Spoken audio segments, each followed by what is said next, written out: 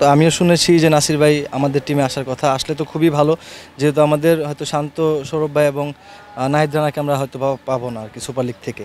তো ওই সময়টা তো অবশ্যই একটা গ্যাপ থাকবে টিমের মধ্যে, এবং একই সাথে আরও 2-3টা টিমও আছে যারা সবাই একই রকম সাফার করবে।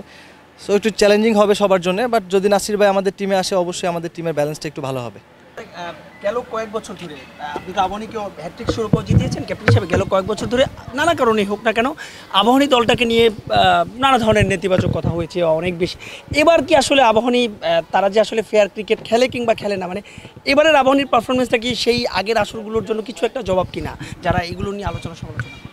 এখন দেখেন, আসলে এটা অনেক কন্ট্রোভার্সিয়াল কথা হয়ে যাবে আমার কাছে মনে হয়। নেতিবাচক বিষয়টা কীভাবে মানে বলতে চাচ্ছেন আমি আসলে সেটা ক্লিয়ার না। আর যদি সেরকম কিছু হয় তো আমি ক্লিয়ার করে দিচ্ছি। অনেক সময় বলছে যে আবাহনী মাঠে একটা এক্সট্রা অ্যাডভান্টেজ পায়, এবার কোনো অ্যাডভান্টেজ ছাড়াই আবাহনী মাত্র একটা ম্যাচ হেরেছে এবং টেবিল টপার। এক্স্যাক্টলি, আসলে লাস্ট ইয়ার থেকে শুধু আপনি লাস্ট 2-3 বছর আগেও দেখেন তাহলে আমাদের টিমে কারা কারা ছিল পুরো টিমটা আপনি একটু দেখবেন। এবং একই সাথে যখন একটা প্লেয়ার যখন একটা ভুল করে মাঠের মধ্যে যদি কোনো ইনসিডেন্টস করে তার ফাইন হচ্ছে এবং সব কিছু সিওসি পর্যন্ত হচ্ছে। সো যখন অ্যাজ এ আম্পায়ার অনেক সময় হিউম্যান বিং তারা একটা ভুল করতেই পারে। তো সেটাকে যদি আপনার পছন্দ হবে না, অনেক সময় আমার পছন্দ হবে না, সেটাকে যদি আপনি বলেন যে কেউ একজন সাপোর্ট নিচ্ছে তাহলে সেটা আমি বলবো যে ভুল। বাট এখন এটা অনেকে অনেক রকমভাবে বিশ্লেষণ করতে পারে, বাট আমার কাছে এটা কখনোই মনে হয় না। মাঠের ক্রিকেটটা সুন্দর থাকুক, আমরা সবসময় এটাই চাই। ছোট ম্যাচ হয়ে গেছিলো, ছোট ম্যাচে যা কিছু হতে পারে। আপনাদের মতো যারা বড় দলগুলো, মানে ঢাকা প্রিমিয়ার লিগ আমরা বলি সবচেয়ে হাইয়েস্ট স্ট্যান্ডার্ড, সেখানেও আসলে 1 ঘন্টার বৃষ্টিতে 3.5 ঘন্টা খেলা হয় না। এটা আসলে এখন আপনি কি বলবেন, আপনি নিচের দিকে তাকাইলেই বুঝতে পারবেন যে মাঠের অবস্থাটা কি আসলে। সো উইকেট হয়তোবা আমরা ডেভেলপ করতেছি, বাট আপনার গ্রাউন্ড একই সাথে যখন আপনার টিমের 2 পাশে মাঠে খেলা হবে 8জন 10জন ন্যাশনাল টিমের আপনার কয়েকদিন পরেই সিরিজ এরকম একটা গ্রাউন্ডে খেলবে, ওই সময় তাদের জন্য অবশ্যই ইনজুরি কনসার্ন একটা ব্যাপার থাকে। সে অবশ্যই 100% এফোর্ট দিতে হয়তো অনেক সময় চাইবে না, কারণ তার ইনজুরির একটা ব্যাপার থাকে। যেটা আপনিও একটু আগে আমাকে বললেন যে ওই কম্পিটিটিভ বিষয়টা, সেটা হয়েছে যখন এই বিষয়গুলো আসে তখন আপনি এগুলো কীভাবে কন্ট্রোল করবেন সেটা আমি অ্যাজ এ ক্রিকেটার আমি কন্ট্রোল করতে পারবো না। তো যারা এই ব্যাপারগুলো দেখতেছেন তারা অবশ্যই তাদের দৃষ্টি আকর্ষণ করে বলবো তারা এই বিষয়গুলো যেন খেয়াল রাখে, বিশেষ করে মাঠের অবস্থাটা বিকেএসপি বিশেষ করে আরেকটু ডেভেলপ আমরা চাইলে করতে পারি। না, মাঠের ক্রিকেট তো একই রকম আছে আসলে, হয়তোবা অন্যান্য বিষয়গুলোতে আমি বলতে পারবো না, বাট মাঠের ক্রিকেটটাতে আমার কাছে মনে হয় যে হয়তোবা পেন অ্যান্ড পেপারসে আমরা ওইভাবে হয়তোবা টিম করতে পারি নাই, কারণ এটা আগেও বলেছি বাজেট একটা ইস্যু ছিল।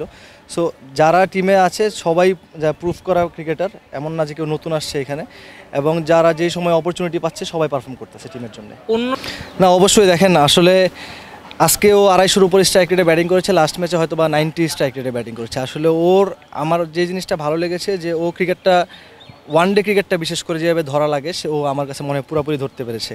তো লাস্ট ম্যাচে যেই রিকোয়ারমেন্ট আমাদের ছিল ঠিক ওইভাবে ব্যাটিং করেছে। আজকে আমাদের রিকোয়ারমেন্ট ছিল একরকম, আমাদের রান রেটের একটা ব্যাপার থাকবে, হয়তো বা থাকতে পারে। তো সেই জায়গা থেকে চেষ্টা করে ও নিজে সে দায়িত্বটা নিয়েছে যে না আমি বেশিরভাগ বল ফেস করবো এবং আমি অ্যাটাকিং ক্রিকেট খেলবো, এবং ও ওটা খেলতে পছন্দ করে, আমরা সেটা অ্যাপ্রিসিয়েটও করি। সময় দেখা যায় যে প্রিমিয়ার লিগে কম্পিটিশনটা অনেক হাই থাকে, এবার অধিকাংশ ম্যাচই এক পেশে এবং আপনি ভালো ম্যাচ হয়েছে এরকম খুব একটা বলতেও পারবেন না।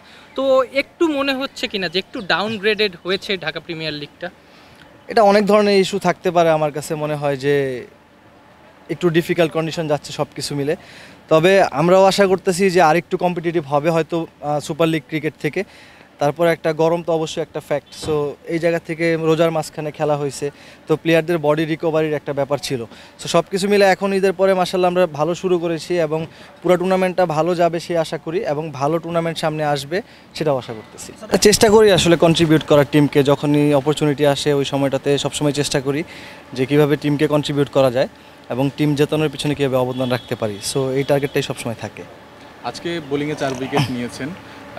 বোলিংয়ের ক্ষেত্রে সাকিব আল হাসান একটা কথা বলতেন যে খুব একটা কাজ করতে হয় না, তার আপনি হয়ে যায়। আপনার ক্ষেত্রে প্ল্যানিং থাকে কোনো নাকি সেরকমই বিষয়টা? একটা প্ল্যানিং শুধু থাকে যে মানে বিশেষ করে আমি যখন মানে একদম শুরু থেকেই যখন বোলিং করি ওই সময় থেকে একটা প্ল্যানিং থাকতো সবসময় যে ডট বোলিং করার। তো যেই সিচুয়েশনটা থাকে ওই সময়টাতে যেন রান কন্টেন করতে পারি, এবং একই সাথে চেষ্টা করি যেন মানে ব্যাটসম্যানকে টাফ টাইম দেওয়ার জন্য। সো ওইখান থেকে মাঝে মাঝে 1-2 উইকেট পাই, মাঝে মাঝে 3 উইকেট। সো ওই জিনিসটা কখনোই মাথায় থাকে না যে আমার এতগুলো উইকেট নিতে হবে। না, রিপনের আজকে বোলিংয়ের থেকে আমার কাছে যেটা বেশি ইম্পর্ট্যান্ট, কারণ ও ইনজুরি থেকে ব্যাক করছে, সো ওর আরও 7টা ম্যাচ আছে, ওই ম্যাচগুলো খেলা লাগবে। সো আজকে যে ভালো দিকটা ছিল যে ও 6 ওভারে স্পেল করতে পারছে, তো এবং এই স্পেলটা আমার কাছে মনে হয় পরের যে ম্যাচগুলো আছে সেইগুলোতে আমাদেরকে সহায়তা করবে। একদম